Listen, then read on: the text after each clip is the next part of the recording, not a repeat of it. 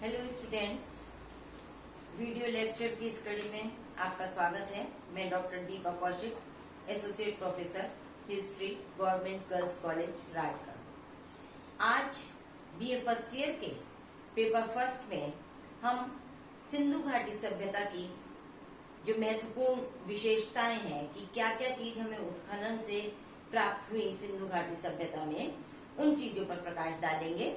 इससे पहले वाले वीडियो में मैंने आपको कि सिंधु घाटी में जो उत्खनन हुआ, सिंधु घाटी सभ्यता के क्षेत्र में जो उत्खनन हुआ वो पंजाब, सिंध, राजस्थान, उत्तर प्रदेश, गुजरात की में लोथल, रंगपुर, इधर कोट दीजी, सिंध में अलग अलग क्षेत्रों में जो उत्खनन हुआ है उसके बारे में पढ़ा था। और साथ ही हमने सिंधु घाटी सभ्यता किस काल की है, किस समय इसका वो हुआ, उसके बारे में पढ़ा था, कब ये अस्तित्व में रही होगी। आज हमारा जो मुख्य विषय है वो है सिंधु घाटी सभ्यता की विशेषताएं। उसमें विशेष रूप से नगर नियोजन, भवन निर्माण कला, विशाल स्नानागार, विशाल अन्नागार, सार्वजनिक अथवा राजकीय भवन, गोदीवाड़ा या डॉकयार्ड और धौलावीरा में मिलने वाले विशाल जलाशय और स्टेडियम, इसके बारे में हम विचार करेंगे। और मैंने ये जो पॉइंट्स यहाँ पर महत्वपूर्ण बिंदु लिखे हैं, अगर आप इन्हें अच्छी तरह पढ़ लें तो आपका ये कंप्लीट चैप्टर तैयार हो सकता है विशेषताओं के संबंध में। सबसे पहले हम नगर नियोजन पर चर्चा करते हैं, क्योंकि सिंधु सभ्यता जो है वो अपने नगर नियोजन के लिए सबसे अधिक प्रसिद्ध है।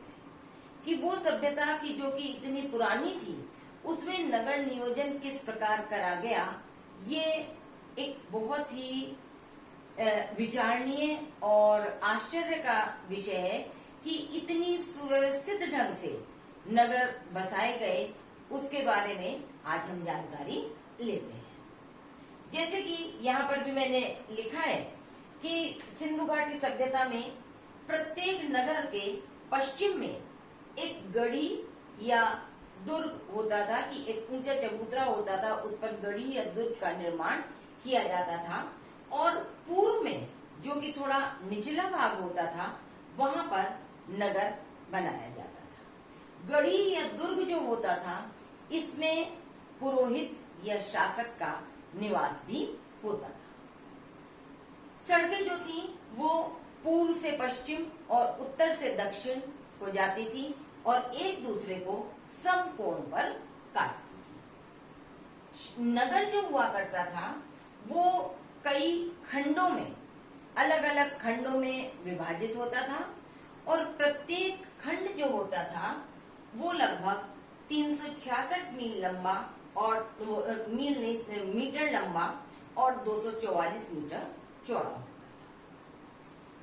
इसके साथ साथ जो मुख्य मार्ग होते थे उनसे निकलती हुई कुछ गलियां हुआ करती थी जो साधारणतः 2 मीटर की हुआ करती थी। लेकिन मोहनजोदाड़ो में एक ऐसी स्थान भी देखने को मिलता है, एक ऐसी सड़क देखने को मिलती है जो कि 11 मीटर के करीब है, तो ऐसा लगता है कि वो कोई मुख्य मार्ग रहा होगा। साथ ही सड़कें जो हुआ करती थी वो मुख्यतः कच्ची थी, लेकिन कच्ची सड़कें होने के बावजूद भी उनमें सफाई का, उनमें नालियों का पर्याप्त प्रबंध था। नालियां जो होती थी वो पक्की ईंटों की होती थी और वो ढकी हुई होती थी। और उनकी एक विशेषता ये हुआ करती थी कि नालियों में आगे जाकर शोषक कूप हुआ करते थे, जिससे कि जो नालियों से में जल बह रहा है और उसमें यदि कोई गंदगी आ जाती है तो वो उससे नालियां ब्लॉक ना हो, वो शोषक पीठ जो हुआ करते थे उससे सारा कचरा बाहर निकल जाया करता था।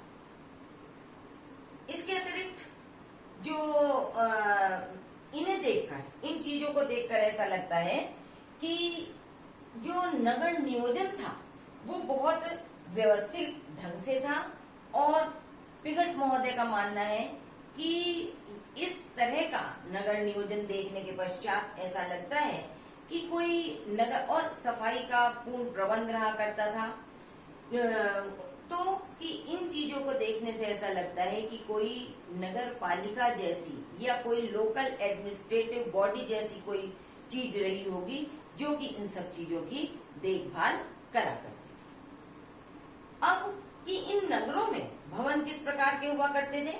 भवन प्रायः जो उत्खनन से भवन मिले हैं वो प्रायः 2 या 3 मंजिलों के मिले हैं और उसमें कोई कुछ भवन बड़े आकार के भी हैं और कुछ छोटे आकार के भी हैं जो 27 मीटर चौड़े और 21 मीटर लंबे मकानों के प्रमाण अधिक देखने को मिले हैं, लेकिन इससे बड़े भवन भी हुआ करते थे। साथ ही साथ इसमें काफी चौड़ी ईंटों का, भवनों को बनाने में काफी चौड़ी ईंटों का को प्रयुक्त किया जाता था और दीवारें जो हुआ करती थी वो काफी मोटी हुआ करती थी। मकानों में पक्की ईंट का प्रयोग होता था और दीवार लगभग 1.5 मीटर मोटी होती थी। फर्श पक्की ईंटों के होते थे, लेकिन छतें जो थी, छतें वो अधिकतर मिट्टी डालकर उन पर मिट्टी और ये जो क्या कहते हैं उनकी मिट्टी की कुटाई, पत्थरों छोटे छोटे वो जो हुआ करते थे कंकड़, उनकी कुटाई करके छतों पर डाली जाती थी और कच्ची व पक्की ईंटों से इन छतों का निर्माण किया जाता था। दीवारें अधिकांशतः मिट्टी की देखने को मिली हैं और साथ ही साथ ये जो भवन हुआ करते थे उनकी एक मुख्य विशेषता ये थी कि इनमें जो खिड़कियां या दरवाजे हुआ करते थे वो मुख्य मार्ग पर नहीं हुआ करते थे, बल्कि जो पैरेलल गलियां हुआ करती थी उसमें वो बनाए जाया करते थे, जिससे कि सुरक्षात्मक दृष्टि को संभवतः इसमें ध्यान में रखा गया होगा। और छतों में कड़ियों का प्रयोग भी देखने को मिलता है।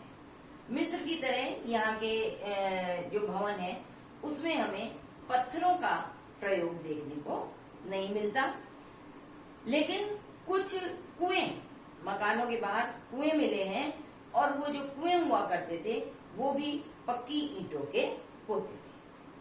अब नगर नियोजन और भवन निर्माण के बाद हम चलते हैं स्नानागार की तरफ।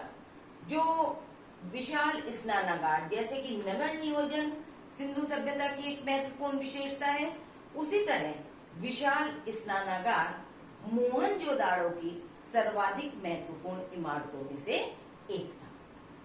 ये जो स्नानागार था, ये कहा जाता है कि ये इसकी लंबाई जो थी वो 39 फीट लंबा था, ये 23 फीट चौड़ा था और 8 फीट गहरा था।